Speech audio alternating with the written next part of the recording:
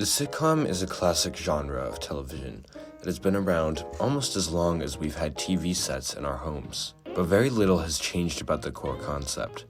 A group of people, friends, family, co-workers, dealing with comedic and often relatable situations.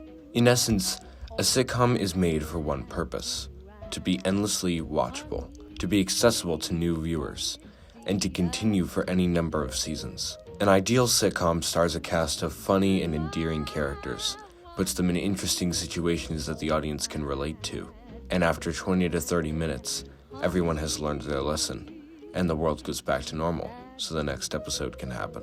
But this is not how the real world works. In the real world, people are complicated beyond core character traits. Problems are not always resolved, at least not easily. And most importantly, things never go back to normal. This is where Bojack Horseman comes in. Bojack Horseman is structured like almost every other sitcom in existence. For a short while, it was just that, a relatable cast of characters encountering wacky situations and resolving them by the end of the episode. With a bit of a darker edge this show clearly just didn't know how to fully use yet. But right around the second half of season 1, something different happened. The writers began to weaponize the concept of resolution. Now, characters sometimes don't get to resolve the core issues with others. Characters die and don't come back, often completely unexpectedly. Relationships are rocky, and pretty much always end in anger or heartbreak, or both. Contrast this to the TV show inside the TV show, Horsin' Around, a fairly standard 90s sitcom which starred the main character of the real show, Bojack Horseman. Plots and characters are simple, always resolved, and everyone is happy, and the show makes tons of money, because it's endlessly marketable. But Bojack Horseman doesn't take place in the 90s. It takes place in the 2010s. Now only known as The Horse from Horsin' Around, Bojack Horseman is a washed-up former sitcom star who essentially wastes his time moping around and wishing things were like the old days, when everybody loved him. But not everybody loved him. He made mistakes all the time. He just never had to deal with the consequences. His child co-star is now a drug-abusing former pop star and sex icon, who is essentially in the same place Bojack is now. He screwed up his relationship with the show's creator, who he had a strong friendship with. He developed a crippling addiction to alcohol. Almost everything wrong with Bojack began with Horsin' Around. He just doesn't remember those parts, because he thinks he's still in a sitcom. Bojack's main issue is that he thinks he can mess up, mope around, and then just have it be resolved. But instead, he leaves massive scars on those he's really close to, but that never truly heal. His friends may forgive him, but never fully move on from Bojack's mistreatment of them.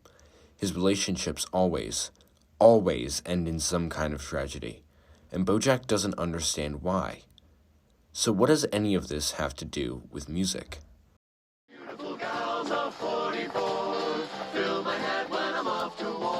One of the best episodes of the show is the old Sugarman Place, only half of which actually takes place during the time frame of the show. One half follows present-day Bojack, who has been missing since the finale of Season 3.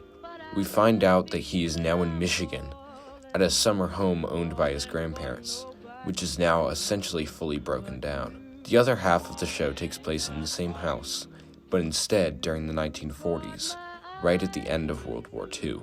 In a way, the house is simply a shrine to the past, which explains why Bojack spends almost an entire year rebuilding it with his new friend Eddie, who he meets while staying in the house.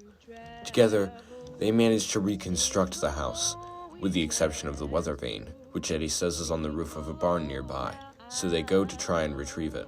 Meanwhile, in 1944, we see the nuclear family that is the Sugarman household.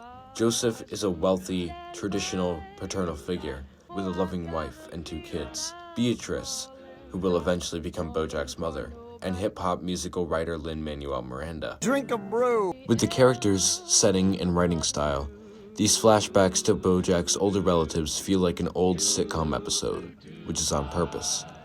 The flashbacks are meant to feel like a manufactured nostalgia, which the characters, including Bojack and Eddie, are all trapped in, which means the entire time, the characters have only one way of resolving the issues they're dealing with.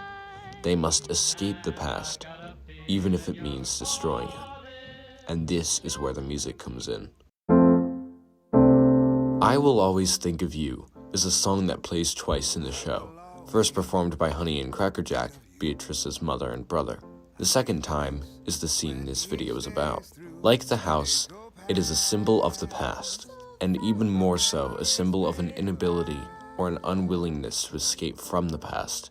The lyrics talk about how pleasant memories keep them from moving forward, how maybe they would be able to move on someday, but probably not. I keep trying to escape this town. I'll take flight.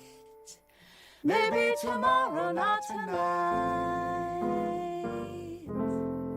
It's much easier to stay in the past, where everything made sense. The song itself is original, composed for the show, made to resemble love songs from the World War II era, adding to its nostalgic feel. The first time we see the song performed, it creates a tight emotional bond between Honey and her son. How she will always think of him because of the joy he brings to the family. And when he goes off to war and doesn't return, that's all Honey can do. Emotionally distraught, Honey brings Beatrice to the same barn Bojack and Eddie go to retrieve the weather vane. In a previous scene, Bojack watches a movie about the recent death of his former child co-star, Sarah Lynn, which is the entire reason Bojack has left LA and everyone he knows. He knows he's responsible for that death. At the same time as the movie plays, Honey becomes filled with grief over the death of her son in the war. The flashback happens in the same scene as Bojack watching the movie, as the audio weaves back and forth in a single connection between the emotional distress of Bojack and his grandmother. A scene like this only happens one other time in the episode, at the barn. In another moment of regret and mourning, Eddie reveals the reason he doesn't fly anymore. It's because the last time he did was with his partner, who died horribly by getting sucked into a jet engine after they flew too high in the air. Devastated by the loss, Eddie remains just as much stuck in the past and unable to move on as Bojack and Honey are. All this grief, regret, and inability to escape the past come together beautifully in one musical scene.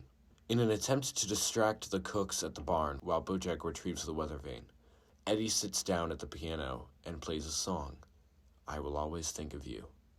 In the same way that the earlier scene weaved together the past and present, Honey's emotional distress culminates in her suddenly bursting into song, singing the same song that she used to sing with her son, but never will again. But what makes this scene truly stand out is that the song is a duet. In one single moment, these two characters connect through the singular concept of refusing to move on. While we can understand why Eddie is singing here, as he's playing the piano, we know that Honey is actually just singing without music, just singing the same lines her son used to sing. One last attempt to keep his memory close to her. Eddie is doing the same thing.